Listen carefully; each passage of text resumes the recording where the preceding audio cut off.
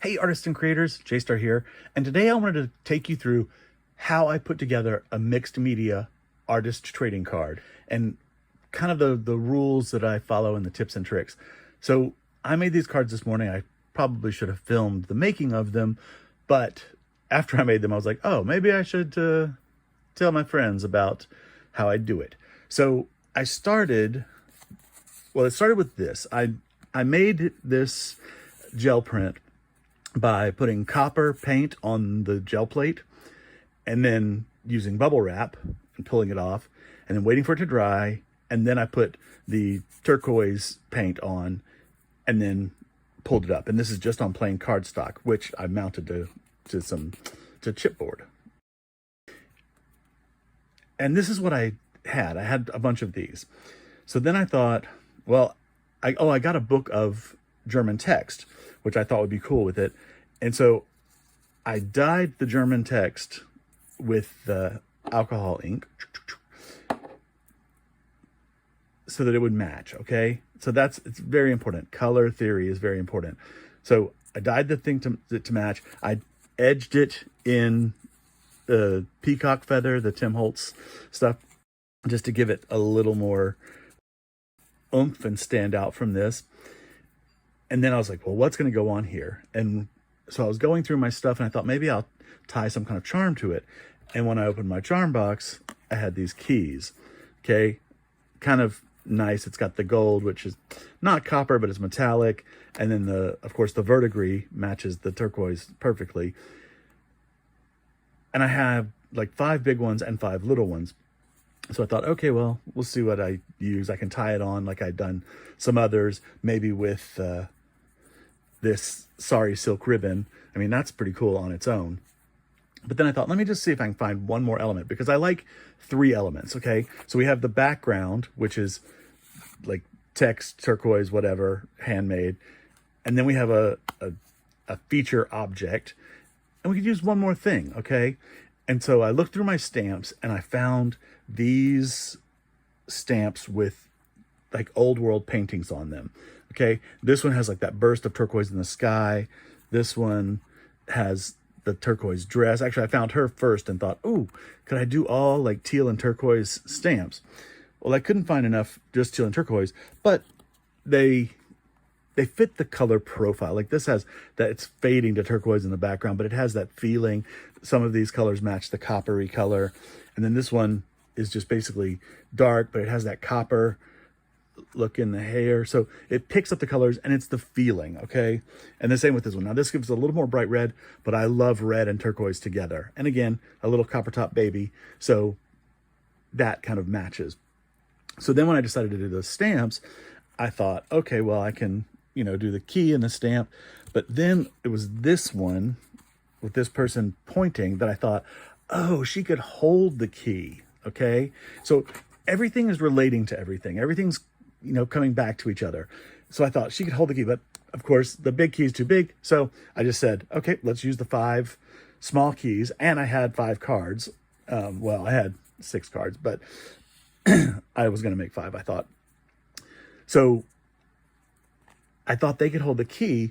And again, I was thinking this ribbon, which could be cool. I love sorry silk ribbon. It's just so cool and old looking.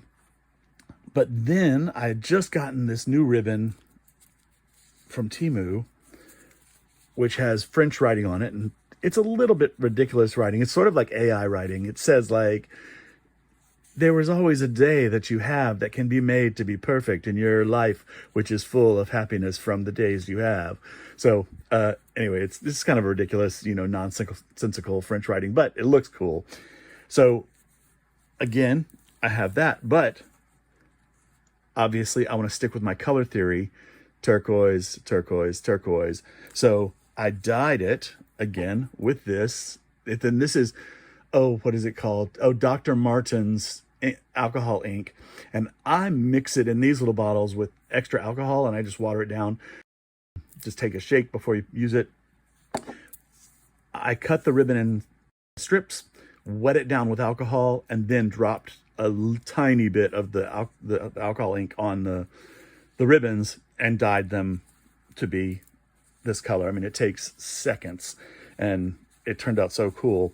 So then it comes to placement. So I've got my 3 elements, and placement is very important.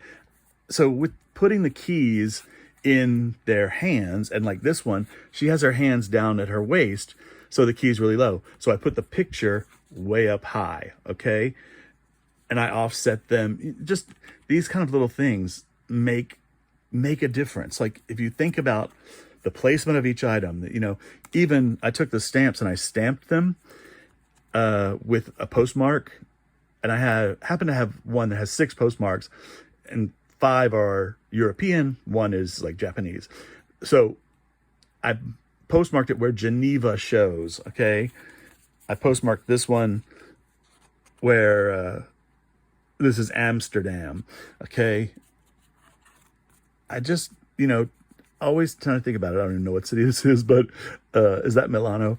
But so I stamped each one of these to give it a little more something. And then I used my awl to poke 2 holes in the back. I sewed on the ribbon, I sewed on the key, and then I cut the points down so that they would just match the bottom of the card. Well, you know, a little bit. But overall, I think that puts together a very nice card. You have the 3 elements, 1, 2, 3, and you have a color theory. You have a color story going on. This is teals and coppers, okay? But it doesn't end there. When I back the cards, I actually make that pay attention to. So I used my, what is it called? Sea glass. It's Tim Holtz sea glass, because it was the closest, you know, teal that I could get to the fronts. So it's just an overall experience of doing this. Now I'm probably going to go back and edge these in black just to give it a final finishing touch, and it'll also pick up the black in the text and in the postage stamps.